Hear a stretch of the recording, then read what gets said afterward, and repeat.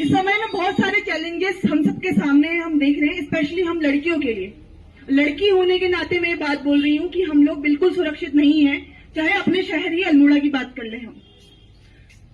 अंकिता एक अंकिता नहीं है, ये हजारों हजार अंकिताओं का मामला है जो आज के समय निकल कर आ रहा है, और इसका मूल कारण पितृसत्ता है। सरकारें तो अपने आप में भ्रष्ट हैं, चाहे भाजपा की सरकार हो चाहे कांग्रेस की सरकार हो, दोनों ने राज्य का हाल बुरा किया, महिलाओं का हाल बुरा किया। इसके साथ ही वो मुलायम सिंह की सरकार को भी नहीं भूलते। जब उत्तराखंड राज्य का आंदोलन चल रहा था, मुलायम सिंह की सरकार ने महिलाओं के बलात्कार करवाए थे और उसके बाद कहा था लड़कों से गलती हो जाती है। तो ये मुलायम सिंह की सरकार ने जब उत्तराखंड बन रहा था, हम तब भी नहीं चेते, और अंकिता हत्याकांड हुआ है, जगदीश हत्याकांड हुआ, हेलंग आंदोलन हुआ, हम तब भी नहीं चेत रहे हैं। ये बहुत शर्म की बात है कि हम सब लोग 4 साल बाद भी अंकिता के न्याय के लिए मांग कर रहे हैं, और पता नहीं 4 साल बाद भी हम शायद यही मांग कर रहे होंगे, क्योंकि इस सरकार के कानों में आवाज नहीं पहुंचती। क्योंकि ये भाजपा की सरकार है, ये धामी डबल इंजन की सरकार, मोदी की सरकार है, जिनको कुछ सुनाई नहीं देता, जिनको कोई फर्क नहीं पड़ता, और ये आमादा है हजारों हजार अंकिताओं को पैदा करने में। ये चाहते हैं हर लड़की अंकिता बन जाए, ये चाहते हैं हर लड़की जो है फूलन देवी की तरह गोलियों से छलनी कर दी जाए। फूलन देवी ने अपना बदला लिया था, लेकिन उसके बाद सरकार के आदमियों ने मिलकर उनके खिलाफ जो रणनीति करी, उसके बाद सरकार भारत रत्न देने की बात कर रही है। उसका जो हत्यारा है, उस हत्यारे ने फूलन देवी को छलनी किया था, हम ये बात नहीं भूल सकते। लेकिन अभी भी आज के समय में भी सिचुएशंस नहीं बदली हैं, और सिर्फ सरकारों की बात नहीं है, पूरे समाज के ऊपर एक प्रश्न चिन्ह है। सरकारों को तो बेदखल कर देना चाहिए ऐसी स्थिति में, और 4 साल बाद भी ये सरकारें बेदखल नहीं हुई। हमारे पास वोट की ताकत है, लेकिन उसके बाद भी हम मोदी जैसी तानाशाह सरकार को चुन के ला रहे हैं, धामी जैसी तानाशाह सरकार को चुन के ला रहे हैं। ये हमारे ऊपर भी एक बड़ा तमाचा है। हम लोगों को चेत जाना चाहिए कि जो कॉलेजेस में जिस तरीके की राजनीति हो रही है, जिस तरीके की राजनीति शराब के नाम पे जो राजनीति हो रही है, मैं देख रही थी जब नैनीताल में एक रेप केस हुआ जिसमें आरोपी जो है मुस्लिम था, और उस्मान के खिलाफ यहाँ पे पूरी रैली निकल रही थी, और पूरे विश्व हिंदू परिषद ने यहाँ पर भारत उत्तराखंड बंद का आंदोलन किया, आह्वान किया था, और अल्मोड़ा बंद यहाँ पे किया था। शराब की दुकानें खुली हुई थी। आपके पास इतनी हिम्मत नहीं है कि आप शराब की दुकानें बंद कर सको। आप लोग किस बात की बात करते हो कि हम लोग न्याय देंगे? आपका न्याय तो यही है कि आप लोग जाके रेप करेंगे, आप लोग जाके बात करेंगे वहां पर कि हम लोगों ने उनसे बात कर ली है, हम उसके परिवार से मिलकर आ गए हैं, और 2 फोटो डाल देंगे सोशल मीडिया में। धामी ने क्या किया? धामी ने 2 फोटो कल सोशल मीडिया में डाली है। ये शर्म की बात है कि वो जाके फोटो डाल रहे हैं सोशल मीडिया पर, आश्वासन दे रहा है कि मैं न्याय दूंगा। काहे का न्याय तुम लोग दोगे हम लोग को?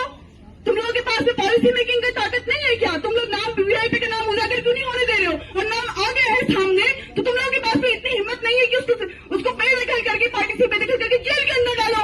लेकिन आप में उतना करेज है ही नहीं, क्योंकि आपकी वोट बैंक वहीं से है, क्योंकि वो पैसा खर्च करता है। देश आर्या का पति क्या बोलता है मंच से जाके 2 लाख पे आकर? वो बोलता है बिहार की लड़कियां 20-25 हजार में मिल जाती हैं। हम क्या खरीदे जाने के लिए लोग हैं? आज रेखा आर्या के पति ने ये स्टेटमेंट दिया, कल के दिन इनकी सरकार का कोई और आदमी जाकर वहां पर ये बयान दिया किसी और स्टेट में जाकर कि उत्तराखंड की लड़कियां 20-25 हजार में मिल जाती है।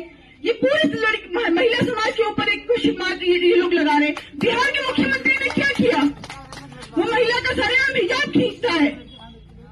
वो क्यों खींच रहा है? वो एक डॉक्टर है और वो नकाब खींच रहा है उसका, और पूरे हिंदू परिषद के लोग, पूरे भाजपा के लोग उसके समर्थन में खड़े हो जाते हैं कि भाई ये तो मुस्लिम है, ये बॉम्ब छुपा कर आई होगी। तो ये किसके ऊपर सवाल है? ये सरकार से हम लोग सवाल क्यों नहीं पूछते हैं? इन लोगों को हम सरकार से बेदखल क्यों नहीं करते हैं? हम लोग बेदखल करने की कोशिश करते हैं, लेकिन ये लोग वोट चोरी करते हैं हर बार। इनके पास वोट चोरी जैसा तंत्र इनके पास में आ चुका है। ये ईवीएम को हैक करते हैं, ये सारे तानाशाह लोग हैं, और इनके पास में सारी नीतियां हैं कैसे शराब के दम पर, कैसे महिलाओं के दम पर जो है वोटों को जीता जाए। हम लोग देख रहे हैं हम न्याय किससे मांग रहे हैं। हमारा समाज खुद इस लेवल पे जा चुका है। जेफरी एप्स्टीन जैसी चीजें हम लोगों के सामने आ रही। जेफरी एप्स्टीन पूरी दुनिया में एक बड़ा खुलासा हुआ है, और जेफरी एप्स्टीन तो बाहर आया विश्व के रूप में एक बड़ा, जिसमें नेता, पॉलिटिशियंस, सब लोग, बाकी तमाम लोग उसमें शामिल है। बिल गेट्स जैसे लोगों का नाम सामने आ रहा है, और अभी तक कोई कार्रवाई नहीं हुई, उसमें नाम छुपाए जा रहे हैं। जब जेफरी एप्स्टीन फाइल रिलीज होती है तो सारे ब्लैक नाम कर दिए जाते हैं, सारा प्रिंट जो है वो ब्लैक, उसमें ब्लैक स्याही पोत दी जाती है। वैसा ही ये लोग यहाँ पर कर रहे हैं। ये लोग ब्लैक स्याही पोत के नामों को, कभी गट्टू के नाम पे, कभी कुछ के नाम पे, नाम क्यों नहीं बाहर आता है? वीआईपी कमरे सबूत मिटाने के लिए सबूत के नाम पर, ताकि सबूत बहाना आ जाए, इनका कोई मंत्री या इनका कोई नेता न फंस जाए। ये इसके लिए वहां पर रातों रात पुष्कर सिंह धामी उस रिजॉर्ट के में बुलडोजर चलाता है। ये बुलडोजर सरकार है और बुलडोजर के नाम पे इसे सिर्फ सबूत मिटाए हैं। हम लोग न्याय की मांग कर रहे हैं, लेकिन ये लोग न्याय देने वाले नहीं है, क्योंकि हमारा पूरा जुडिशियल सिस्टम, हमारा पूरा राजनीतिक सिस्टम भ्रष्ट है, बलात्कारी है, मनुवादी है, पितृसत्तात्मक। इस बात को हमको याद रखना चाहिए कि हम लोग इनसे न्याय की उम्मीद नहीं कर सकते। हमको बस तख्त पलटने हैं, हमको इनके सिर से ताज छीनने हैं। और एक बहुत जरूरी एक बात है, क्योंकि एक बड़ा आरोप इस सरकार के ऊपर लगना चाहिए, इस पूरे जुडिशियल सिस्टम के ऊपर लगना चाहिए, क्योंकि अगर सुप्रीम कोर्ट पे हम सवाल उठाते हैं तो लोग कहते हैं कि सुप्रीम कोर्ट पे कैसे सवाल उठा दिया, लेकिन वही सुप्रीम कोर्ट है जो आसाराम को पैरोल पे छोड़ता है। ये वही हाई कोर्ट है जो कुलदीप सेंगर को बलात्कार के आरोप में रिहा करता है। हमारी सरकारों, हमारा जो जुडिशियल सिस्टम है, हमारी जो सरकारी तंत्र है, इसके लिए बलात्कार बहुत मामूली चीज है। हम लोग देखते हैं कर्नाटक की असेंबली में क्या हुआ। कर्नाटक असेंबली में एक जो पॉलिटिशियन है वो बात रखता है, वो बोलता है देयर इज अ सेइंग, वो कहता है कि एक कहावत है कि अगर रेप का आप विरोध नहीं कर सकते तो लेट जाओ और एंजॉय करो। और जो बदतमीज स्पीकर है कर्नाटक का, वो इस बात पे हंसता है, पूरी असेंबली इस बात पे हंसती है। ये सिर्फ कर्नाटक में नहीं हुआ। अभी हम देख रहे थे जब रेखा आर्या का पति भाषण दे रहा था, जब उसने कहा 20-25 हजार में महिलाएं मिल जाती हैं, लड़कियां मिल जाती हैं, तब भी तालियां बज रही थी, तब भी वहां पे महिलाओं के ऊपर जब ऐसी बातें की गई तो तब भी लोग हंस रहे थे। और ऐसे लोग हमारे समाज में हैं, चाहे वो रेखा आर्या का पति हो, चाहे वो पुष्कर सिंह धामी हो, चाहे वो नरेंद्र मोदी हो। ये सब लोग बेशरम लोग हैं, ये सब लोग बलात्कारी लोग हैं। एक बहुत बड़ी फेमस फेमिनिस्ट राइटर थी, उसने अपनी नोवेल में लिखा, बर्लिंग नाम है उनका, आपने शायद पढ़ा होगा। उसने कहा था कि every man is a potential rapist, और ये बात बहुत हद तक सही है। हर आदमी पोटेंशियल रेपिस्ट है, जिसके अंदर मर्दवादी सोच है वो पोटेंशियल रेपिस्ट है, वो बलात्कार करेगा ही करेगा। उसके अंदर बस उसको मौके नहीं मिल रहे हैं। Otherwise every man is a potential rapist, we should accept it, और I strongly agree with it. और ये बात सच है, हर किसी, क्योंकि आप देख रहे हो, अभी आप सड़क में निकल जाओ, अभी हम लोग अंकिता को न्याय देने के लिए रैली निकालेंगे ना, अभी आप निकल जाइए रास्ते में, आप जितनी तरफ से जाओगे हर आदमी रेप की गाली देते हुए, रेप की धमकी देते हुए, गाली देते हुए निकलेगा यहाँ से। कोई आदमी ऐसा नहीं होगा जिसके मुंह में गाली नहीं होगी। आप कॉलेज में चले जाइए, कैसे किस तरीके से आपके छात्र नेता बात करते हैं, उनके मुंह से हर समय माँ बहन की गालियां निकलती है। माँ बहन की गालियां क्या है? ये रेप की ही तो बात है। हम लोग कितने असंवेदनशील हो चुके हैं। हम लोग रैली में भी निकलेंगे, मुझे नहीं पता कि आप लोग कितने लोग इस बात से अग्री कर रहे हैं या समझ रहे हैं, लेकिन अगर आप जाइए, आपके घरों में भी आपको ऐसे लोग मिल जाएंगे तमाम जो रेप से नीचे बात नहीं करते, उनको इन गालियों का मतलब भी अच्छी तरीके से पता होता है। इसलिए उसने कहा था कि every man is a potential rapist, और ये बात बहुत हद तक सही है। हम लोग देखते हैं ग्वालियर में क्या हुआ, जिसको स्मार्ट सिटी ये लोग बोल रहे हैं। आप अगर सोशल मीडिया स्क्रॉल करेंगे, मुझे नहीं पता खबरों में कितनी वो चीज छपी, क्योंकि मैं इस बीच मीडिया से बहुत दूर हूं और मैं न्यूज नहीं देख रही, क्योंकि ये सब लोग भाजपा की सरकार के जूते चाटने वाले लोग हो चुके हैं। हमको मीडिया पे शर्म आती है, और एक मीडिया में काम करने के नाते मैं ये बात को बहुत खुले तौर पे कह रही हूँ कि मीडिया अपने आप में बिक चुका है। हम लोग देख रहे ग्वालियर की सड़कों में क्या हो रहा है। वहां पे योगा करती हुई लड़कियों की पेंटिंग बनी हुई थी, और उस तक को भी आदमियों ने छोड़ा नहीं है। उन पेंटिंग्स को भी, उनके वेजाइनल एरिया को स्क्रैच किया गया। आप रेप की धमकी वहां पर भी दे रहे हो, आपके दिमाग से इसके अलावा कुछ आता ही नहीं है। आप सोशल चेंज की बात किस लिए कर रहे हैं? हम ऐसे पॉलिटिकल चेंज कर पाएंगे क्या? अभी हम लोग अंकिता के लिए खड़े हो रहे हैं, लेकिन जब ये लोग शराब बांटने आएंगे, हमारे सारे वोट उनके पक्ष में जाएंगे। हम लोग शराब की दुकानों को बंद क्यों नहीं कर लेते हैं? हम लोग ऐसे वीआईपी के मुंह में तमाशा क्यों नहीं मारते? जब वीआईपी का नाम सामने आ रहा था गाहे बगाहे, उस समय मुख्यमंत्री यहाँ आता है अल्मोड़ा में, हमारे ही शहर अल्मोड़ा में आता है, 2-3 दिन बाद की बात है, और उसका भव्य स्वागत होता है। क्यों नहीं मुख्यमंत्री को जूते पड़ते हैं हमारी मंचों से? भगाया क्यों नहीं जाता उसको?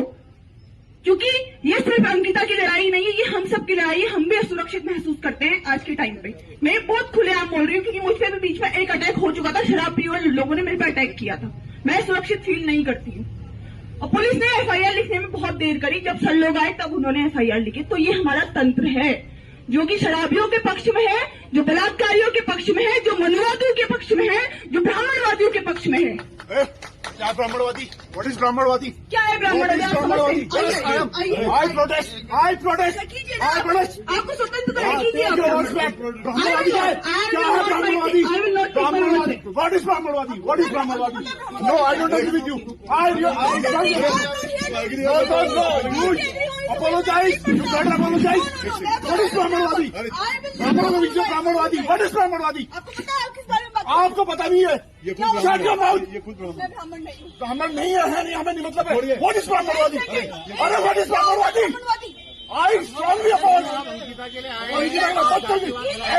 Every man is a, ये महिला every man is a potential rapist बोल रही है आदमियों के सामने।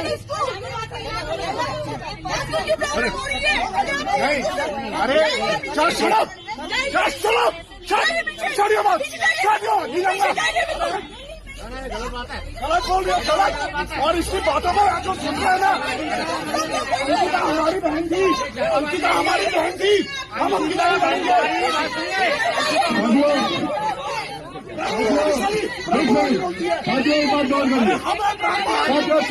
हमको ब्राह्मण होने पे।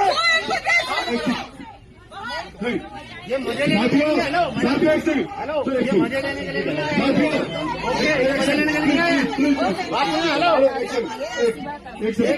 हेलो साथियों वो आदमी ने क्या बोला?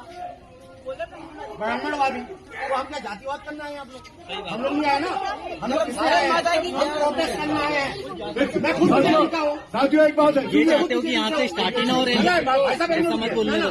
रैली शुरू हुई है, आप एक चीज बताइए, हम लोग क्यों आए हैं? हम लोग क्यों आए हैं? हम लोग क्यों आए हैं? हम अंकिता के लिए साथियों ऐसा है, देखो ठीक है, ये अलग अलग व्यूज है हमारे समाज में, सुनिए हमारे समाज में अलग अलग व्यूज है। आप मंच में खड़े हैं और जब ब्राह्मणवाद का मतलब कोई कहता है तो ब्राह्मण से मतलब नहीं होता है, हमारी उस सोच से मतलब होता है।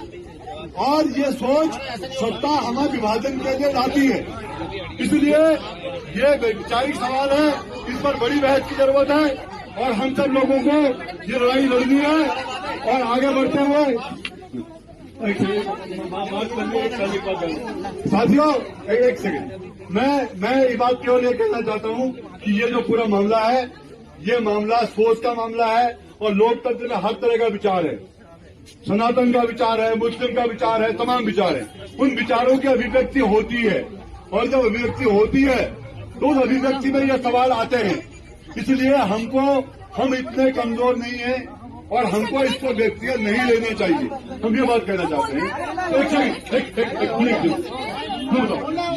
ये बातें व्यक्तिगत हैं और व्यक्तिगत सवाल पर इस पर बहस की जरूरत है और समाज में बड़ी बहस होगी और आगे भी होगी और हमको बहुत छोटी छोटी बातों पर नहीं जाना चाहिए। ये वैचारिक बहस है, किसी दिन बैठकर इस पर बात की जाएगी, हम सब लोग बात करेंगे इस सब पर। इसलिए आज हम अंकिता के लिए आए हैं और अंकिता उत्तराखंड के बदहाली के लिए आए हैं, इसलिए हम लोगों को लगाना है और